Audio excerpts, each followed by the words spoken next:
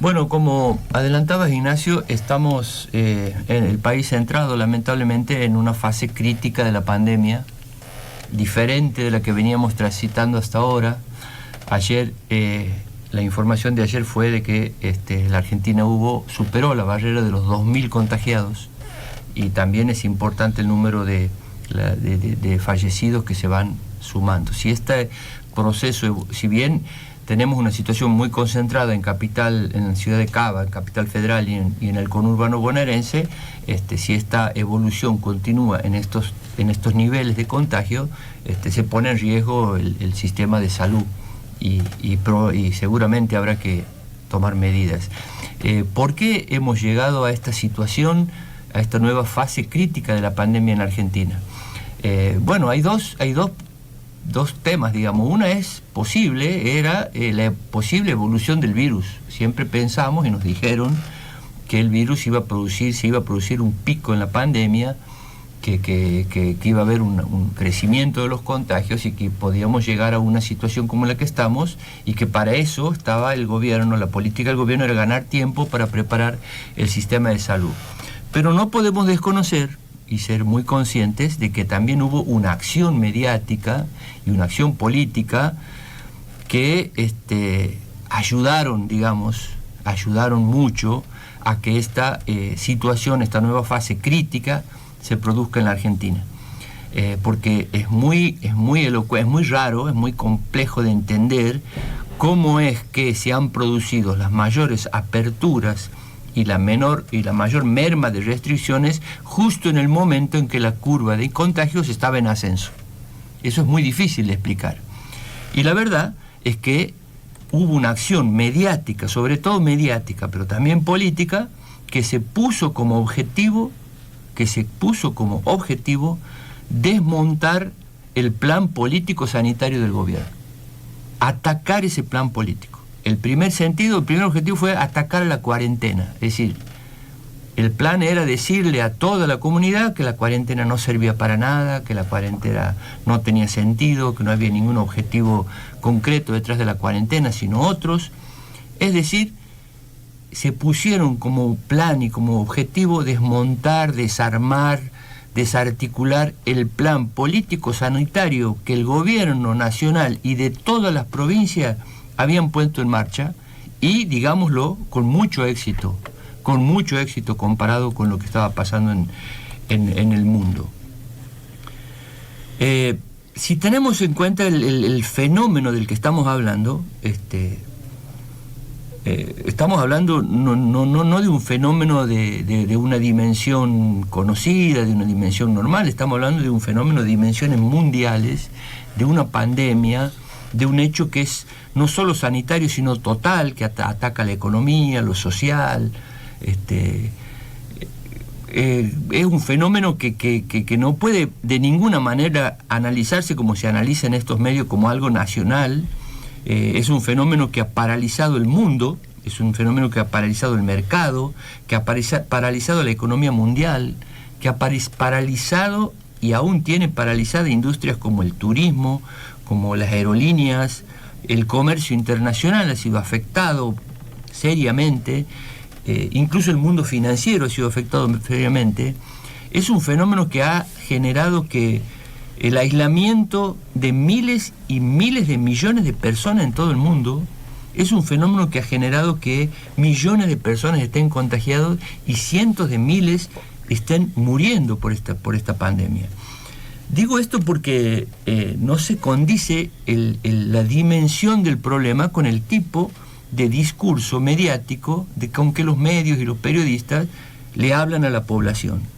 Estamos viendo los grandes medios que claramente, cuando hablamos de grandes medios, hablamos de Clarín, de La Nación, de América, de Telefe, de Infobae. Eso es el núcleo de los grandes medios, pero sabemos, como hemos dicho muchas veces en este programa, que existe lo que se llama el poder de réplica. Hay una gran cantidad de medios que por distintas razones hacen de replicadores de estos grandes medios concentrados que son los que generan, digamos, los discursos, ¿no es cierto?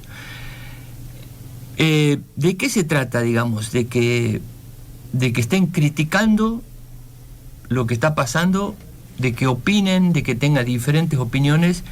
En realidad no, se trata de lo que decía antes, se trata de que hemos visto, sobre todo en estas últimas semanas, que el objetivo de estos medios concentrados de los medios de comunicación es desmontar esta política sanitaria. Entonces, la pregunta que nos hacemos, o que tendríamos que hacernos, es ¿por qué lo hacen? ¿Por qué a Clarín, La Nación, América, Telefe, Infobae, etcétera, les interesa desarticular una política sanitaria que venía teniendo éxitos en la Argentina? Y en este caso éxito equivale a salvar vidas. ¿Por qué lo hacen? Primero podríamos decir, ¿lo hacen por mediocridad o por decadencia de los periodistas? Es posible, digamos, sí, es posible que decenas de periodistas, de panelistas, de llamados intelectuales, de dirigentes políticos, no vieran la dimensión real de lo que estamos tratando, de la dimensión global del problema, y terminaran como terminaron, discutiendo horas y horas sobre los corredores de Palermo, sobre los porteños que salen a correr en Palermo. Es patético, incluso es ofensivo, digamos, ver que horas y horas de la televisión, los ciudadanos de la Argentina, de toda la Argentina, tengan que estar mirando y discutiendo sobre a qué hora corren, si no corren las clases medias de la ciudad de Buenos Aires por Palermo. A eso se ha limitado, a eso se ha reducido el discurso de los medios de comunicación en este último tiempo. Podría ser porque tuvieran propuestas mejores de las que tenía Alberto Fernández para abordar este problema. La verdad es que todos los gobiernos que estos grupos apoyan en el mundo fracasaron. Fracasó Bolsonaro en Brasil, que son los gobiernos, el presidente que estos grupos apoyan, fracasó Piñera en Chile, fracasó Perú, fracasó Ecuador y fracasó Estados Unidos. Estados Unidos tiene más de 120.000 muertos en esta pandemia.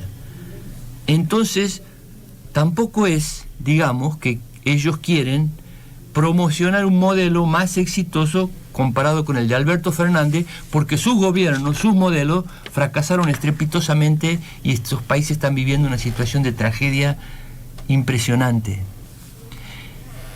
Tercer punto, o tercera posibilidad, es cierto que la cuarentena afectó a la economía y que si no había cuarentena la economía iba a andar bien y no íbamos a tener mayores problemas. Es totalmente falso. Los países que hicieron cuarentena tienen mayores problemas económicos que la Argentina. Brasil tiene una caída de la economía cercana a 10%, mayor de la que tiene Argentina, y Brasil no tuvo la política de Alberto Fernández, no hubo cuarentena nacional, no hubo restricciones, etcétera, etcétera. Estados Unidos, que tampoco tuvo una cuarentena nacional y que el presidente fue lo opuesto a lo de Alberto Fernández, bueno, cuenta con 30 millones de desocupados en el último tiempo. La economía mundial se está hablando que va a tener una caída cercana al 10%. Entonces no es verdad que la cuarentena afectó a la economía, es una gran mentira. Lo que afectó a la economía es la pandemia y no la cuarentena. Entonces, ¿cuál sería la respuesta a la pregunta por qué los medios de comunicación están atacando la política económica, la política sanitaria de Alberto Fernández? Una respuesta rápida y sencilla sería: quieren desgastar el gobierno, quieren desgastar a Alberto Fernández, quieren posicionarse para las próximas elecciones. Bueno, si esto es así, la ciudadanía argentina tendría que hacer un esfuerzo para comprender y concientizarse acerca ya no de la calidad ideológica o periodística de estos personajes, de los Novarecio, de los Majul, de todos estos, sino acerca de la calidad moral, ética y hasta humana de estos medios de comunicación y de estos periodistas, a quienes por un objetivo político electoral coyuntural, que sería desgastar un presidente y ganar la próxima elección legislativa, no les importa que hayan miles y miles de muertos, ciudadanos argentinos muertos y enfermos. Ahí hablamos ya de calidad moral, ética y humana. Creo que el Papa Francisco hizo una alusión a esto y dijo, hay una cuestión humana en el análisis en que se hace sobre el problema de la pandemia. Pero en realidad también puede haber una respuesta más profunda o de más largo alcance, y que es la de cerrar la posibilidad de que hubiera cualquier visión de un mundo mejor en el futuro, para el futuro. Una mirada que pueda descubrir, tratar de que la conciencia humana colectiva no descubra, digamos, lo que es este mundo financiero, a lo que es la desigualdad al que este mundo capitalista financiero ha construido, la desigualdad feroz, la enorme concentración de la riqueza, el hecho de que el 1% de la población mundial sea dueño del 50% de la riqueza del mundo, esta locura de que 20 países sean dueños del 80% del Producto Bruto Mundial. Esta enorme concentración que hace que haya una ínfima, pero muy ínfima minoría de ricos, de multimillonarios, de archimillonarios, a costa de miles de millones de pobres y de excluidos. Quizás no quieren que el mundo descubra, que la gente entienda que estos modos de producción, que estas formas de producción de este capitalismo financiero destruyen la naturaleza, además, destruyen el clima, destruyen los montes, destruyen los ríos, alteran la vida animal, alteran la fauna, generan condiciones cada vez de mayor inhabitabilidad en el planeta. ¿De qué manera? Bueno, produciendo no solo las catástrofes climáticas que son cada vez más frecuentes y más grandes, generando guerras y conflictos geopolíticos permanentes en el mundo con la amenaza de la guerra mundial, la guerra nuclear incluso, sino también generando condiciones para que recrudezcan, aparezcan y se multipliquen pandemias como la que está hoy azotando a la humanidad. El mundo debiera despertar ante esta situación.